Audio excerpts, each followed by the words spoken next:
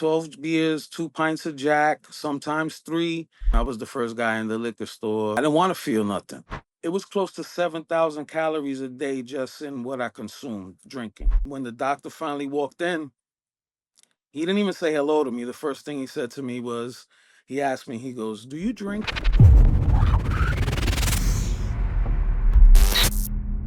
Today, I have Chef Moses Hernandez, who has been sober since February 14th, 2018, a daily drinker for a decade, at his heaviest, consuming 12 beers and 2 pints of JD per day. You guys, I'm so excited to have him share his story with us. He comes fresh from my community. Thank you so much for being here. I really appreciate it. Thank you for having me. It's a pleasure. Yeah. And you just found me as we're recording at August 17th today. Yeah. One thing I didn't realize was that there's such a community for recovery podcasts and people that are willing to kind of spread the word. One of the things I didn't even know, even when I was going through my own recovery, were like meetings on YouTube and things like that. Like that was a world I didn't even know about. So just kind of going through the rabbit hole, it was kind of cool to find some of that stuff. I'll be honest, I didn't start my YouTube channel with sobriety. I started it with health and fitness, and then I did a Okay. drinking video, and I had no idea there was that much sober content out there. Well, it makes sense because you would think that people that are going through it, like maybe like going on YouTube is not a place where they would kind of try to think to look for help. But I guess the world we live in today, like it would make a lot of sense. So it's good that that's out there. What was the moment or the panic attack that made you realize you had to change everything? So there were a few moments, and I think there were three that I could pinpoint where I knew my drinking kind of got out of hand. When I decided to go to recovery, one of the things they talked about was that it's a genetic thing. And I'm not a doctor. I don't really know, but I definitely have a line of men in my family that suffer from the disease too. My father, grandfathers, uncles, and it was something growing up that I was exposed to. So for me, maybe genetically, it was something that was in my genes. But one eye-opening moment for me was, I'm a chef, so usually at the end of the week you have to do your financial reports and your inventory, things like that. I was sitting at my desk and I had this like really tight like pain in my chest, tingling in my arm. Obviously, as a bigger guy at the time, I was probably close to 500 pounds. And Mhm. I thought I was having a heart attack, and I was like, oh, okay. So in a panic, I drove myself to the emergency room. I sat, they took me right in because when you go in for that, they kind of just see you right away. The nurse, my arms were so swollen, she couldn't get the IV in. Could be from Mhm. fluid retention. Sometimes alcohol does that. Finally, when she got it in, she was able to get it in through my hand. The blood shot out. Then they finally figured out how to get it in. When the doctor finally walked in, he didn't even say hello to me. The first thing he said to me was, he asked me, he goes, "Do you drink?" And I said, yeah, I'm like pretty much every day. And he goes, "Yeah, you might want to cut back a little bit. This could have been a panic attack, a cause from like withdrawal from because if you haven't drank for a couple of days, you might have been, bugging out a little bit." And I kind Mm. of sat there and I thought about it a little bit, and I'm like, wow, like I kind of got myself to this point. And on the ride home, instead of saying to myself, "Hey, I should kind of go home and relax and think about what's going on here." Instead of doing that, I went to the liquor store and I figured if withdrawal was why I had the panic attack, then I probably just needed to drink then so I didn't have them anymore. And that was kind of the logic that alcohol handed to me. You know what I mean? And that was just one moment. I mean, I kept drinking a while after that. One night it was a day I didn't have to work, and I just went on I went on a really bad bender. I must have drank a whole bottle of Johnny Walker Black. I must have drank a 30 pack of beers. And I was at a fight party watching a boxing match, and for some reason, stupid, I decided to get behind the wheel and drive myself home. But alcohol, it drops your blood sugar, makes you hungry. So I decided to try to stop somewhere and eat.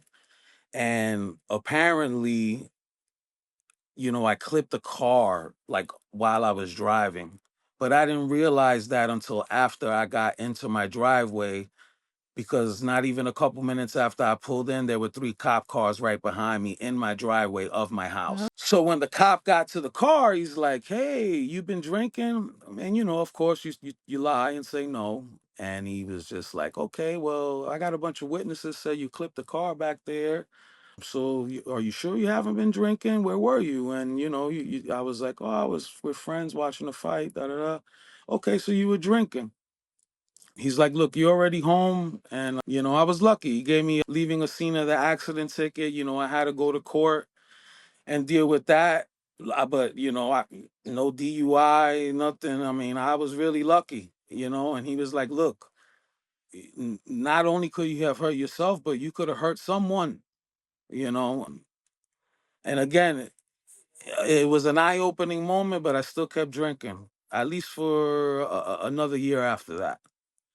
Um, And just one Valentine's Day, I sat down and I told myself, I said, "Look, I said, are we going to keep doing this? We going to keep playing this game, or are we just going to get it together?" Valentine's Day of 2018, that was the last day I had a drink. The next day, I checked myself into inpatient. I did 2 weeks inpatient. I did 6 months outpatient, and probably the best thing I ever did for myself. wow. So that was 2 pints of Jack a day and a case of or 12-pack a day. Did is that what it looked like every single day? Every single day. And I did the math, right? So, like I said, I used to weigh, at my heaviest, I was probably 510 pounds. I had bariatric surgery and I lost some weight. I still have some to go, but I'm definitely a lot lighter than I used to be. When you look at it from a caloric standpoint, it was close to 7,000 calories a day just in what I consumed drinking. So now you think about that, Yeah. that's like over 3 days worth of meals, right? Now, like I said earlier, alcohol drops your blood sugar, right? So it makes you hungry. So if anybody knows, after a night of drinking, what do you want to do? You want to go eat. You eat pizza, you eat crap, right? You eat things that aren't good for you. So now after you drank 7,000 calories, you probably eat another what, 2, 3,000, right? Because you're not eating a salad, right? You're eating pizza, you're No. eating hamburgers, you're eating grilled cheese Taco sandwiches, Bell. right? Taco Bell, right? Yeah. Taco Bell tastes like a gourmet chef made it, right? When you're drunk, right? So, Right. right, it was like, you're talking, you could easily and then as a chef, right? I'm around food all day. So during the day, I'm around food. And then I'm drinking when I get home. And then after I drink, yeah, I was eating. So, you're talking about at least 10,000 calories a day consumed. And that's how you get that size. And so that was another eye-opening thing. It was like, wow, okay, we really need to make some changes. You're about to hit 40 years old. Do you want to see 50? You know what I mean? But Yeah. yeah, 12 beers, 2 pints of Jack, sometimes three. And then the days that I didn't work, well, I mean, I was the first guy in the liquor store and I was drinking from 11 a.m. until I fell asleep at night. Easy. Wow. I think people don't realize all those empty calories that they're consuming, and then they always complain about their weight. I Oh yeah. know some people have commented, "Well, I'm fit and healthy and I drink this and that." But it's like that's not the point. The point Mhm. is you don't realize what you're consuming and what damage it's doing to your body, and Of especially course. that amount of alcohol a day. And a Hmm. lot of us do drink beer and liquor Hmm. combine like daily. I mean, I Of was course. getting that there Shot of many beer days of the week. was the best, right? I mean, and I mean, Yeah, beer is like liquid bread, pretty much. I mean, that's what it is. It's just yeah. straight carbohydrates, right? And then, you combine that with, I used to do it in a short amount of time. So as a chef, I work long hours. So I would get home 8, 9 o'clock. I would drink that much alcohol in less than 3 hours. right? So I would just go Yeah. back to back to back. It would get to a point where like I would just pass out. Like it would just hit me all at once, you know. And then you talk about you don't sleep, and you mentioned damage to your body. Well, your organs aren't recovering, your liver isn't recovering. And then once you drink that hard, when you wake up, a lot of times you're still drunk. So what do you have to do when you wake up? You have to have a little something to eat, you know, calm you out to get you through the day again. And when you get to that point, then you're like, all right, I can't even like function my day unless I take a shot or something just to like balance myself out. Normal people don't do that, you know what I mean? So it's like it really kind of puts things into perspective. Like, you know, that's not sustainable, you know what I mean? So Right. I think it's just getting honest with yourself, you know. Sometimes it's Mhm. hard because you know your It addictive is. mind, even though you know it's not good for you, you still get comfortable in it, right? It becomes your routine, and it's something you do. So it's like to break that habit is hard because it's what you know and it's always there. You know that when you get out of work, Mhm. that alcohol's there, or when you're having a bad day, that drink is always going to be there to comfort you. And it's like when it's not there, like sometimes even the chase of going to get it, whether it's your alcohol or any other drug, that's part of the rush is trying to go find it, you know, for a lot of Yeah. addicts. So, you know, that's, you know, so to change that up, it's tough. And I get it, you know. So many of us look like we're well put together from the outside. Hmm. And, you're running, you're a chef and, your life probably looked put together, but here you are, falling apart inside. When do you think your drinking really, kind of went over the edge? So yeah, so with my work, it was crazy because I was actually like functioning at work. I was making good food. I worked more predominantly like in private schools, so and doing high end catering, and I was doing really great work, and I'm working with some good teams, and so nobody really knew that I was like drinking at that capacity.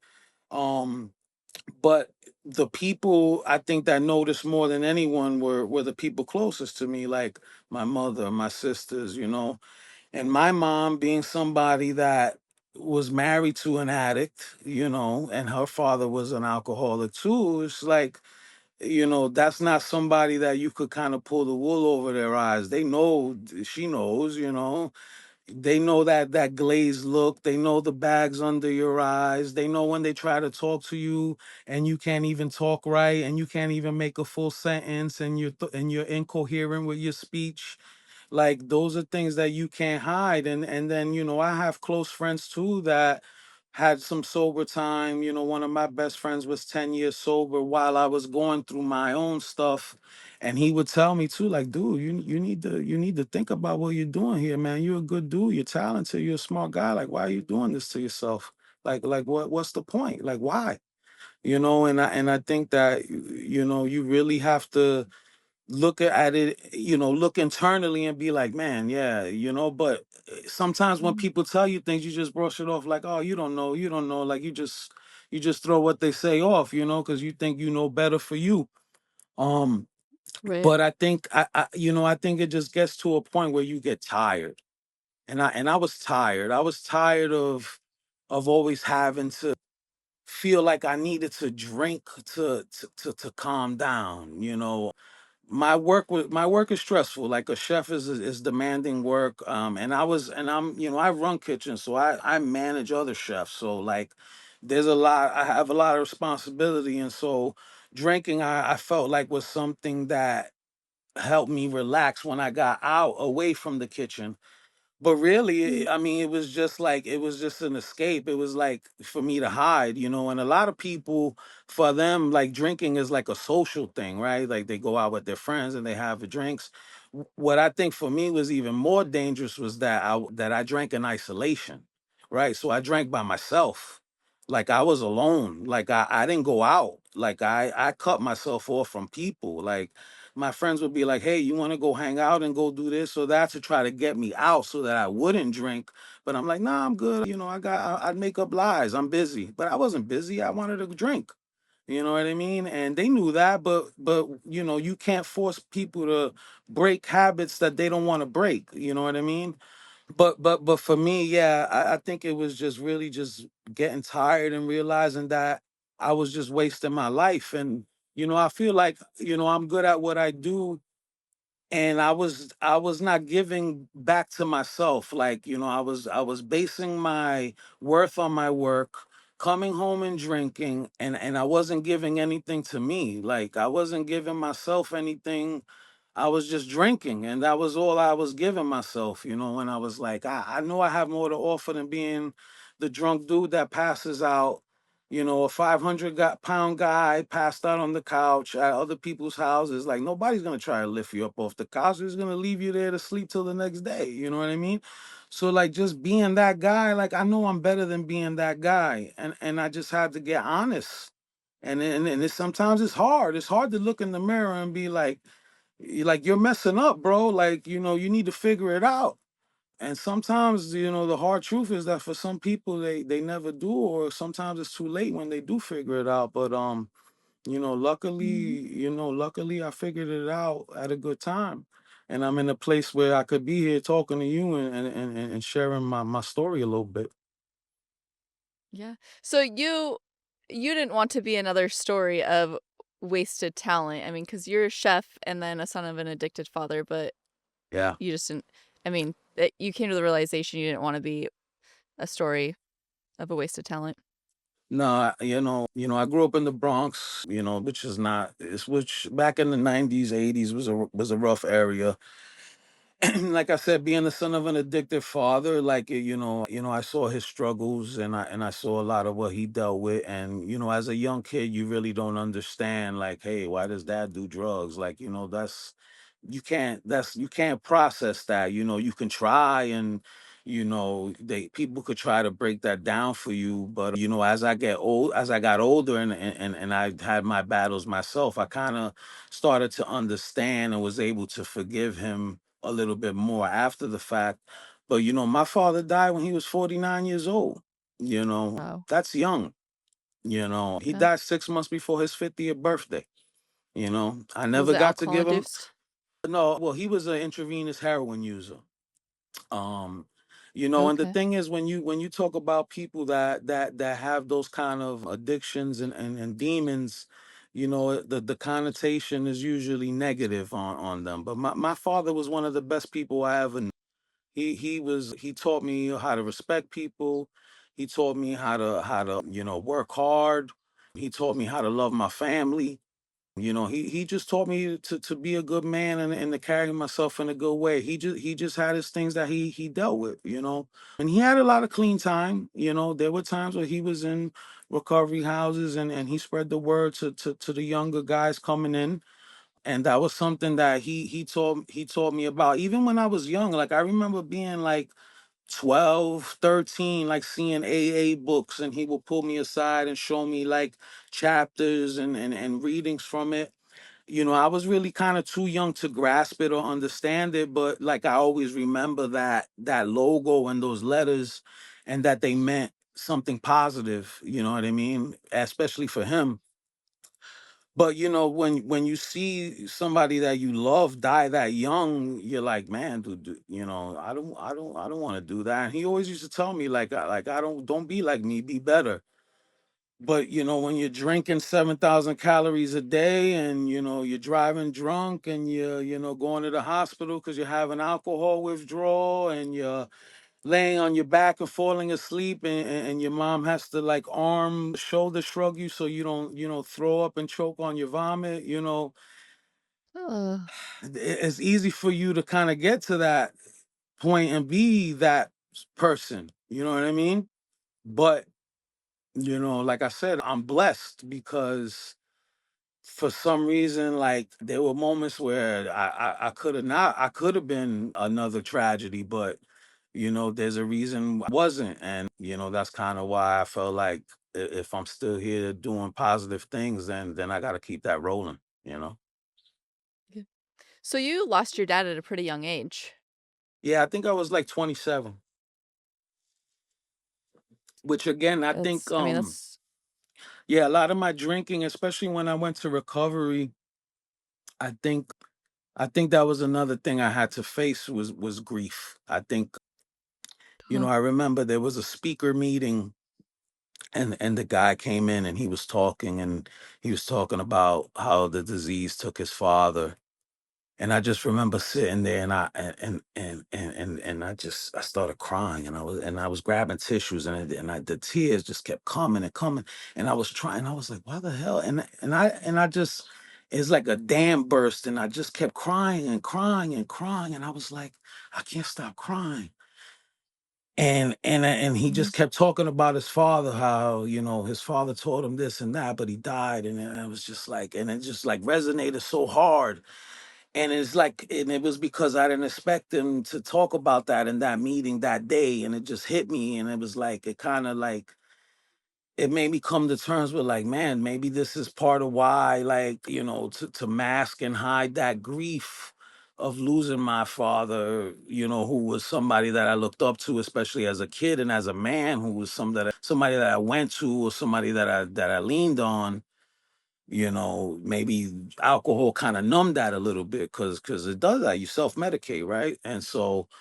And Yep. then I just remember all the guys that I was with in the group saying, like, you son of a bitch, like, that's what we've been trying to get for the 2 weeks we've been here. We've been trying to get that rehab cry. We've been trying to get our soul cleansed. Like, that's what this is about. Like, that's what. Yeah, it was powerful, and it made me felt better, but it also let me realize, like, sometimes you gotta just let yourself feel.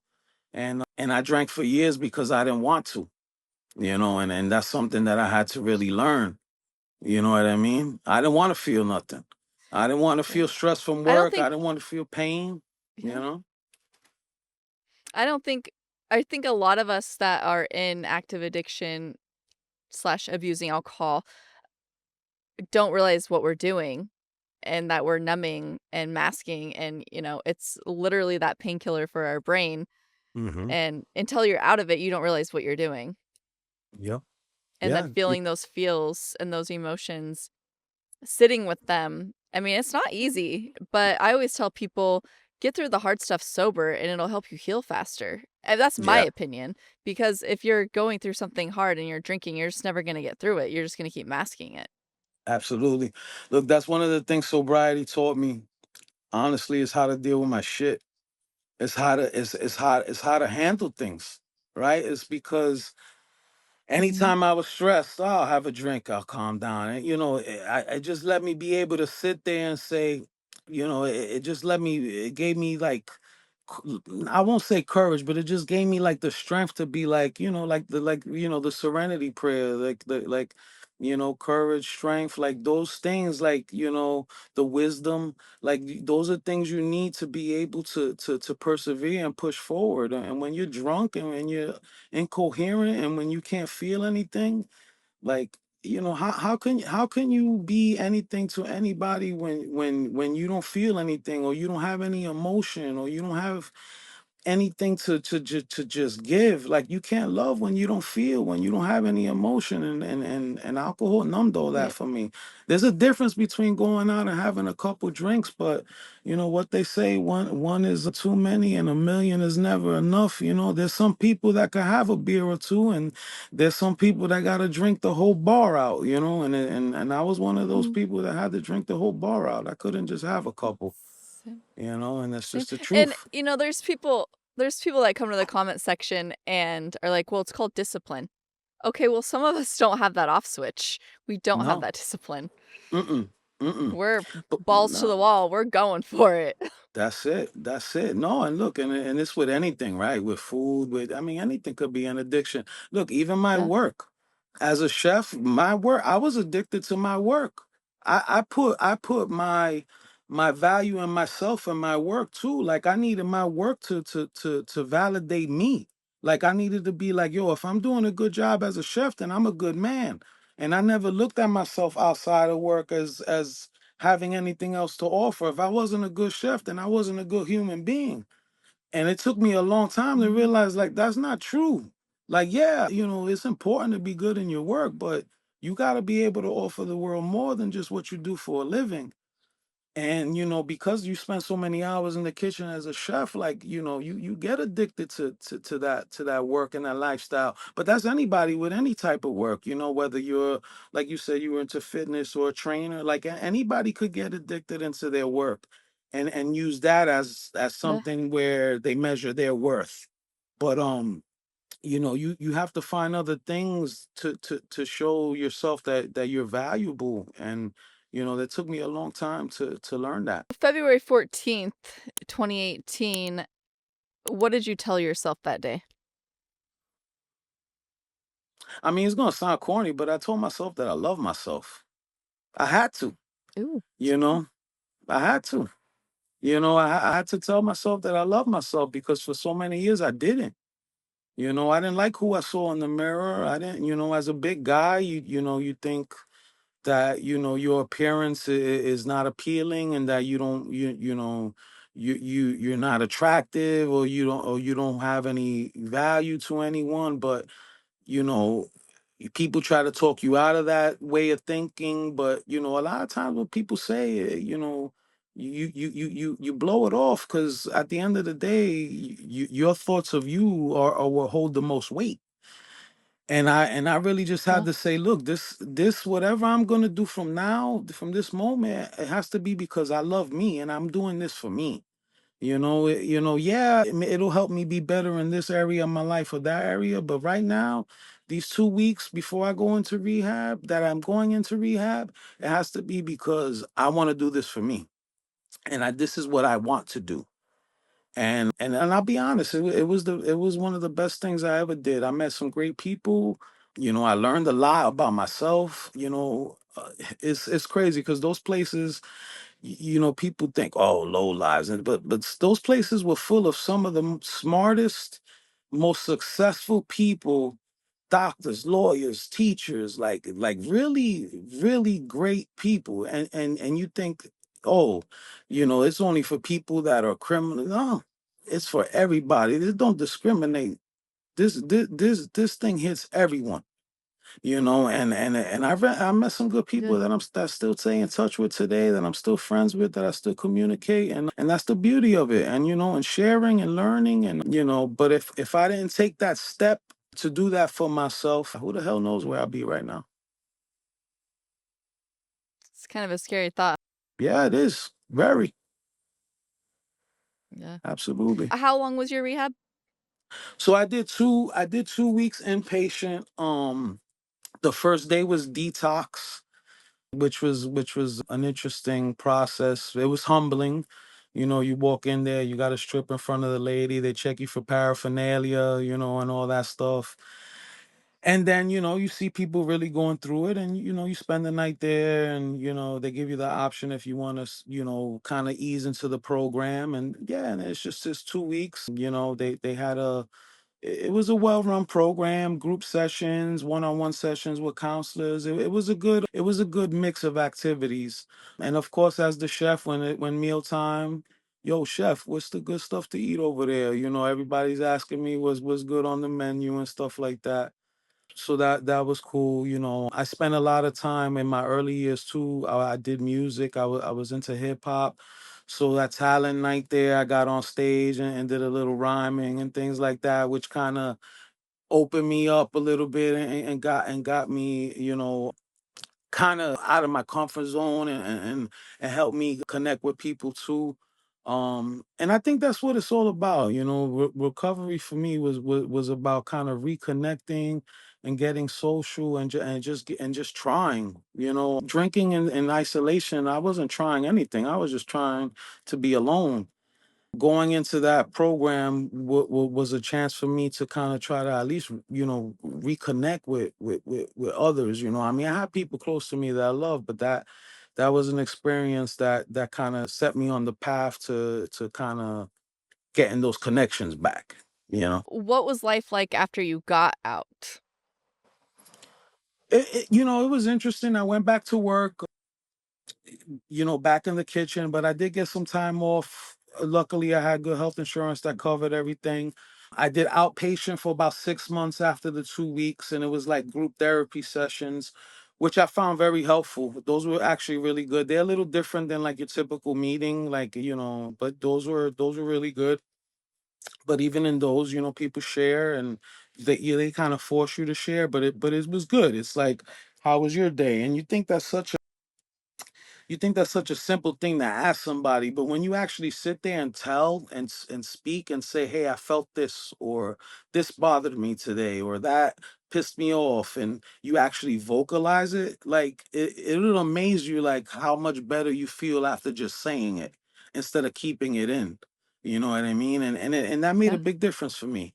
And of course, people walk on eggshells, right? You're at an event or you're out to dinner with people. Oh, is it okay if I have a glass of wine? Is it gonna bother you if I drink something? You know what I mean? And it's like, nah, you good? Like I'm good. Like don't worry. I appreciate it.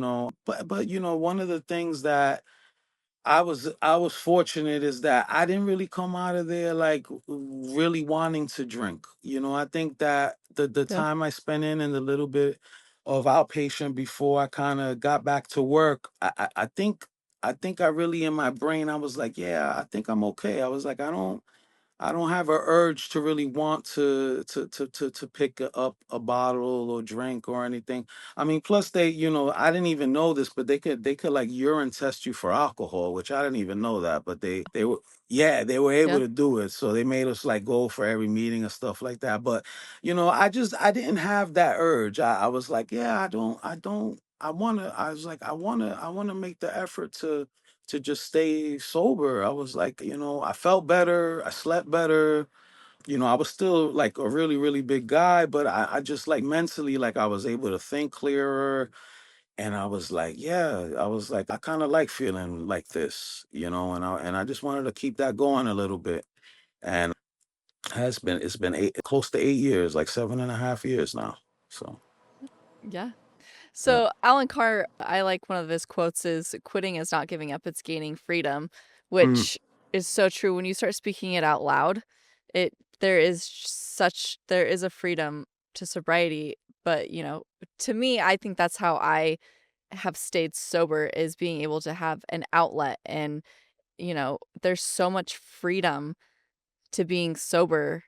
Like it's just people do not understand the freedom that comes with it until you're on the other side of it. So me mm-hmm. sharing my story to the world, there was just something about it and it just kept a fire in me and I absolutely love it. Kind of like you wrote, and for those that want to criticize me, I've not read his books yet cuz he literally just booked today. So I No don't think I could have read a book in no, 2 no hours. need, no, no, But no need to you criticize.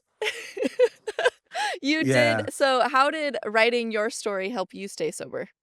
So, I mean, I always was a decent writer. When my dad was in like either in rehab centers or prison, I used to write him notes. I used to write him short stories, and he always wanted me to be a writer. He was like, "Oh, why do you want to be a chef? That's such hard work." But I always felt like, seeing all the women in my family cooking and things, it was something that I wanted to pursue. When I started to get sober, and after I got out of rehab and I started figuring, they say, what's the saying, idle hands are the devil's playground, right? So you got to kind of figure out Oh, yeah. things to do, right? So I remember guys coming in that had clean time and they would talk about hobbies they picked up or things that they did. Guys would talk about, oh, I got into Xbox, I got into weightlifting, I got into, so I was like, okay, maybe it would be good for me to try to figure things out. That's why I decided to go into to get bariatric surgery. I got into painting a little bit. So I said, well, Nice. I always wanted to write a book. Like why don't I write a book? So I had an outline I sat on for a while. And then, I got busy with work and I kind of just left it to the side. And then this summer, luckily with the job that I have, I get some time off for summers because it's in a school setting. And I just sat down, and in a week I published an ebook I started off with first. And I didn't realize that the more popular, I'm thinking like since the world's, so technologically advanced now that, I figured ebooks are the thing, but no, the old school paperback book is still the most popular, way books are consumed. So, I wrote a second ebook and I combined the two ebooks and then I published the paperback book. Oh, And I wow. did it all, yeah, I did it all on my own. Actually, yeah, here I have this one right here. This is the book here. And and look at, I shared my story about when I was a kid, about my father, obviously, because that was very impactful in his addictions. And about, there's a chapter in there about when I went to rehab, warning to younger chefs about keeping your eye open for addiction and things of that nature, passions and things that help me, like writing, like music, like painting. Mm. And just, just it's kind of like what they call it, like a manifesto, like Yeah. thinking out loud, and then a promise to yourself of things you want to do, and kind of just to inspire people, and just like the response from people that you know or people that you come across, and you say, yeah, I wrote a book. And there was people that laughed, like, what, you wrote a book, like, really, like, thought I was joking. And then when you show them, like, people look at you a lot differently when you say you're an author, you know what I mean? Is it like a Pulitzer Prize winning book? I doubt it, but I mean, I think it came from an honest place. It's my story. It's true. It's real. It's about, a lot about recovery in there, a lot about reflection. And, I wrote a letter to my younger self, talking about watch out for things, and, don't drink It's so a good one. much, and, things like that, a letter to my, there's a section I wrote, what kind of conversation my dad and I would have, because he passed away before I got really into my addiction. And so, it was kind of like a reflection on what kind of conversation he and I would have when I was deep in my shit, and Yeah. just like, a reflection, but it was very cathartic. It helped me process some things too, maybe that I didn't realize that I needed to. But the power of words, you never know who you could impact, just Right. like with what you're doing. You've Yeah. had so many people on, and you don't know who could come across anything and hear something and be like, oh, that affected me, oh, that helped me, or oh, Yeah. the story I heard might help my neighbor or my cousin or my friend. But it takes courage too. Like, it really Yeah. takes a lot for somebody to be like, hey, this happened and this was real and this is what I did. And, we live in a world where there's a lot of filters and people are afraid to be judged, and they only want to show the good Mm. side of their life, and they only want to go on Facebook and show the cool things that they did, and they don't want to show the real. And I had to show the real, because I think that that's life. The dirty, Right. ugly parts will really keep us going. It's like a duck, right? A duck is underwater and he looks cute on the top, but underneath his legs are paddling, right? That's what Right. keeps him moving, and that's the realness. That's what it's about. And with people is the same way. Like you could show a facade, but it's their internal things that are working, that and up here and in here. And I think that, yeah, I mean, I put my soul and my heart into the words that I wrote in that book. And, I started a website, I started blogging and sharing stories about other chefs, that I've worked with. I had a chef that was very close to me, who passed away in a drunk driving accident. So I wrote, her story a little bit Well, about our time together. And and it was crazy because her mother reached out to me and she said, oh, your words were so beautiful, thank you for keeping my daughter's memory alive. And to me, like, that's those kind of reactions, like that's why I sat and wrote and did what I did. It's not about trying to sell a whole bunch of books or this and that. It's about getting the message out there and helping people, because there was a lot of people when I was struggling, or when I was a young chef coming up, that took me under their wing and said, hey, kid, learn this. Hey, do this. When I was a knucklehead kid, my mom and dad said, hey, you should be doing this or that. And so now that I'm a little older and I have some experience, and as a chef and as a man and as somebody who's been through recovery, I think I owe it, like step 12. You pass it along and you try to help the people that are suffering. It's kind of my way to do that. I did an abridged version that is all chapters, just about recovery. I'm gonna donate those to like right now to local, places and try to see if I could give them to like meetings because a lot of them have literature. I did an abridged version for culinary schools to try to help our young chefs. It's just about passing along whatever knowledge I've gained in 27 years in the cooking industry, 8 years sober, and God knows how many years of drinking. You learn a few things, drug addicted father. It wasn't always bad, but it wasn't always good. And, I think that, there's a lot of people going to it and they feel alone. And maybe sometimes it's good to just hear a story and see if they could come across it. That's why I love this community because I get to share other people's stories, which help other people. And just because maybe my story doesn't resonate with somebody, at least I get to share somebody else's story that could help resonate with someone and be like, it just takes that one spark of somebody's story to be like, yes, that's it. I want to Mm-hmm. quit also. Mm-hmm.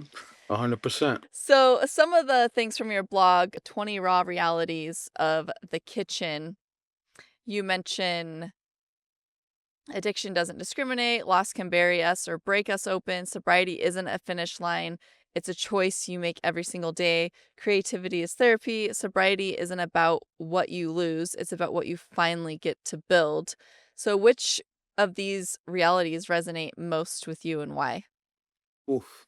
I think all of them, but I think that sobriety giving me like giving you what you can build, I think that's helped me the most, especially right now at this point where I'm at, being able to write a book, being able to share my story, being able to continue to work in kitchens and train chefs. I think that, like I said earlier, like if I was still deep in my drinking, would I even be here? I mean, it's very possible that that's not the case. So the fact that I chose to get sober means that I can share my story, and I think it gives me that purpose and that drive. But I couldn't have wrote this book if I wasn't sober, to be honest. Right? I Yeah. wouldn't have been coherent enough. I wouldn't have been clear in my mind enough. The website where my blog is, like I did that all on my own. I wouldn't have been able to do that if I was, drinking 12 beers and 2 pints of Jack Daniels a day. No way. So just the sheer fact that I was able to get it together and motivate myself to do something more positive with my time, I think that that's powerful, at least for me. Yeah. It's true. I totally agree. So, what what has shifted most in your life since you quit drinking? I just think my attitude, I think a lot of my drinking came from, again, isolation, not feeling good about myself. But I think I just stopped the self-loathing so much. I just stopped feeling bad about myself or for myself. I think a lot of it was oh, woe was me, and oh, I feel bad, or oh, I'm so stressed. And I said, look, if I want to change Yeah. things, or if there's something that I want to do, just do it. And I think I kind of gave myself that mentality of, hey, if this is what I want to learn, or this is what I want to do, or if this is what I want to pursue, then just do it. And people are always gonna have comments or things to say. I think I was always someone that took that to heart. I think as a chef too, you get feedback so instantly on your work, and sometimes you take it to heart and you take it so personal. And I was always that kind of person, but I kind of learned to let things roll off. And I think I just said to myself, I just have to keep pushing forward, and I have to do what's best for me, even if sometimes it's not what's best for other people.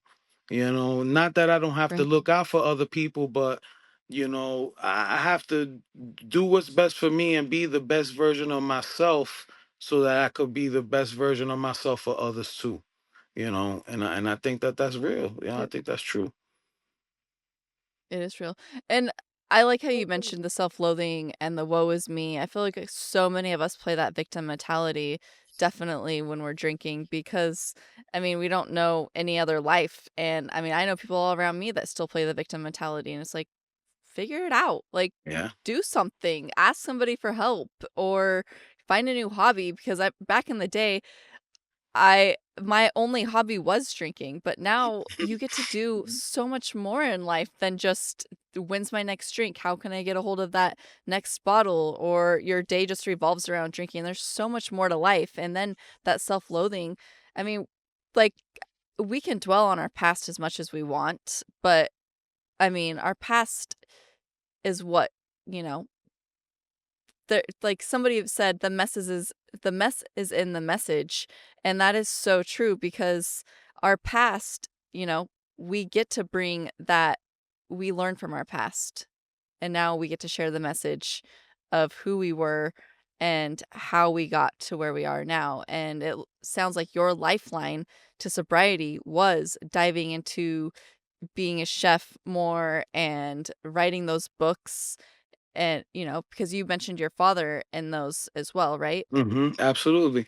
Yeah. Well, and like you said too, you never forget where you came from, right? You never forget how you got where you are, the people that kind of help mold you, like if you're fortunate enough to have your family, like your parents and relatives that and people, sisters, siblings. I had two sisters who I'm close to that mean a lot to me, so they were definitely champions for me too. So just those kind of relationships are important, and you think back on them and you remember them, and but you use them as a foundation. I don't think that you can Mhm. use anything. I had to learn not to use things as an excuse.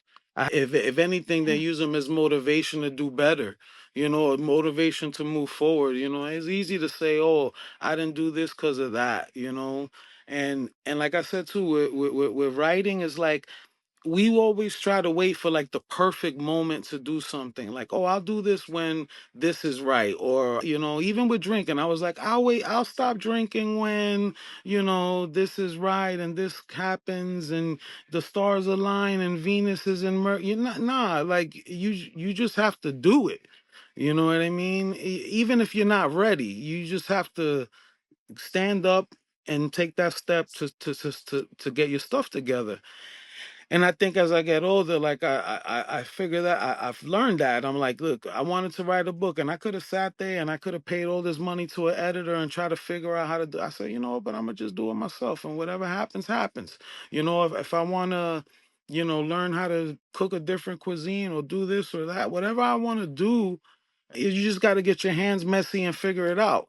And that's the best way. And you can't wait till everything is perfect, because nothing's ever going to be perfect. Even getting sober is not perfect, because that's messy in the beginning.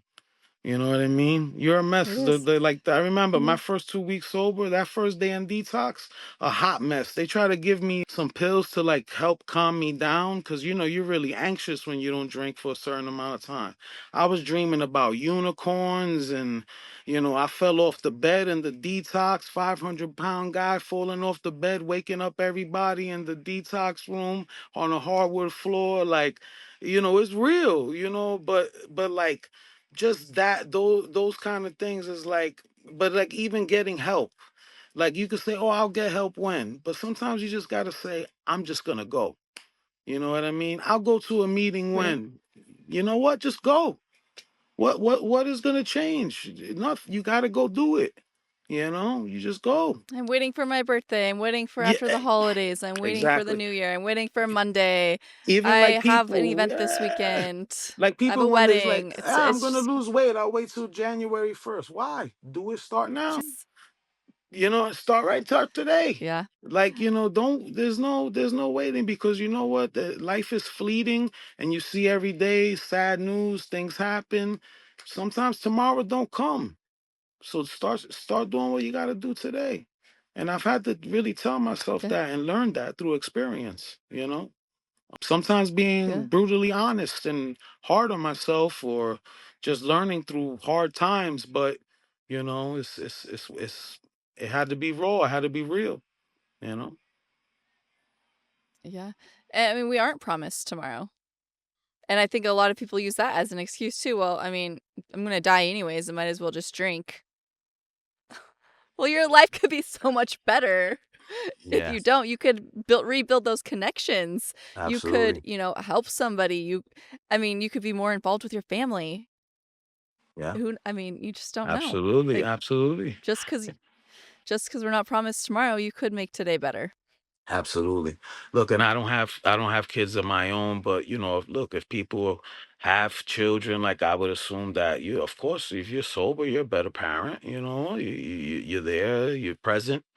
That's what a child needs. And it was tough. I grew up with an addicted parent. Like, that was hard. And like I said, I had my moments where things were good, but there was also a lot of uncertainty. Like is dad gonna pick me up from school today, or is he gonna be going getting high, or is he gonna be withdrawing today, or are we gonna be able to go to the park? Like those kind of things, like it is a tough dynamic for a kid. But again, there were really great moments too. But it was always something in the back of your mind when you're really young. But when you decide to be sober, and when my dad was sober, like those were great times, and those were moments that strengthened our relationship because he was sober. You know what I mean? But it's just part of life, and you can't tell people how they're supposed to live their life and do what they're supposed to do. But if you're honest in sharing what you've been through, maybe they could take something from it and get kind of some inspiration to help themselves. I think that's the point. So on February 14th, you told yourself that you love yourself, which that's when it changed. But in your blog, you wrote forgiveness frees you, not them. What did forgiveness look like in your sobriety, forgiving yourself for others? Because it's hard, we have to learn to love ourselves. We also have to learn to forgive ourselves also, right? Sure, absolutely. Yeah. I mean, look, for me, some of the things I had to forgive was obviously when you spend so much time drinking and you feel like you wasted a lot of time, right? You feel like, oh, I wasted years getting drunk and doing this and not doing that, and oh, I let myself balloon up to 500 pounds and I didn't take care of myself like I should have. There were jobs that I held on and stayed way too long when I could have tried to find something better and do better for myself professionally. Relationships with people that you cut off or broke off. And it's like, you could regret and feel bad about those things, but they also become part of who you are in the moment and at that time, especially when you get sober. So you're like, okay, what happened happened. I'm sober now. Now I just have to move forward, and that's what I had to learn for me. For other people it might be different, but for me it was okay. What happened to me in the past brought me to this moment, and now I have to figure out where to move from here. I can't go backwards. I don't want to go backwards. Some people do, and that's a hard truth too. I mean, when I was in recovery, people had their guy go pick them up so they can go pick up. It's just the realness of it. Mm. Um, but it had to learn, what do I want for myself, and but yeah, I had to learn to forgive myself. I had to say, how you felt about yourself for all these years, it's okay because we're here now, and we can move forward, and that was important for me. I think that helped me a lot. I feel like so many people may have not navigated this yet. How do you keep grief from becoming a trigger for relapse? Well, and then look, that's hard because even with I've seen it happen. My dad relapsed a lot of times, like when his dad passed away. For me, one of the things I realized is that, like losing my dad, my grandpa, people close, is like living my life in a way that would make them proud. And it's like, if Mm. because they loved me, would me going back into bad places and doing bad things make them proud of me, right? Like my dad loved me a lot as his son. So if he knew that him passing away made me go back to old habits or do bad things, he wouldn't want that for me. He always wanted better, right? So if the people we love want better for us, then us going into things that hurt us is not really honoring them. You know what I mean? So I think that in order to grieve, yes, it hurts and it's painful, but I don't think you want, for me, I don't want to add to it by kind of, I won't say dishonoring them, but by just not doing right by them, by just, doing what I know they wouldn't want me to do, or what they wouldn't want for me. Mm. For me, Right. that helps. They say play the tape, right? Like when I was in Yes. recovery, play the tape. What's gonna happen if I do this today, right? And so that's another big one. And so if I'm like, okay, if I use this to trigger me to do this, what's gonna happen next? And then that's another thing that kind of keeps me honest and on a straight and narrow. It's like, all right, dude, if you want to drink today, then this is gonna happen, and boom, boom, boom. That's very helpful. But I think just living your life, remembering those people, like as much as the book I wrote is my story, it's a lot about my dad's, and so in a way it's honoring him too. And so I think that was something, that helped me with grief as well. But yeah, I think that just living your life in a way that they would want you to, I think that's a good thing to help yourself. No. Well said. I couldn't have said that better. Oh, What's one misconception people have about sobriety that you wish you could shatter? what misconception about sobriety? That is boring. It's really not. Right. I feel like I've enjoyed being sober. Like I've done a lot of fun things. I've learned how to paint. I've gotten to reconnect with old friends. Honestly, I probably was more bored getting drunk because I was in the sitting alone by myself. And people like to think of drugs and alcohol as like fun and partying and things like that. I mean, they can get dark, but people think sobriety is boring, but they also think it is hard. But I think when it's something you really want for yourself, it's not hard. It's because it's something you want. I mean, think about anything you want in your life. Yeah, if you want it, you're gonna go after it. So it might, if it's worth going after, it's probably not that hard. But I think that, yeah, I think I've enjoyed my life more being sober than when I was out there doing stupid stuff, for sure. Right. Stupid stuff. S- Exactly. Like Stupid stuff. everybody's like, "Well, it's boring. What do you do now that you don't drink?"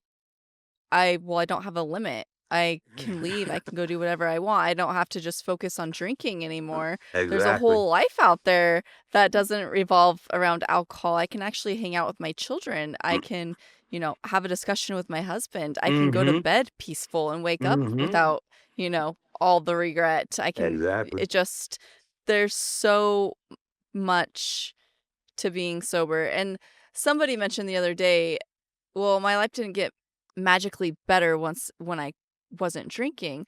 And I had to remind them that your life may not get magically better because life is life. You're still going to have the ups and downs. You still have to work through the emotions and the feelings and the conflict of life. But all the little wins that add up throughout the day or the week, that's what is magically better about sobriety because you're able to wake up with your children in the middle of the night, not, feeling like crap.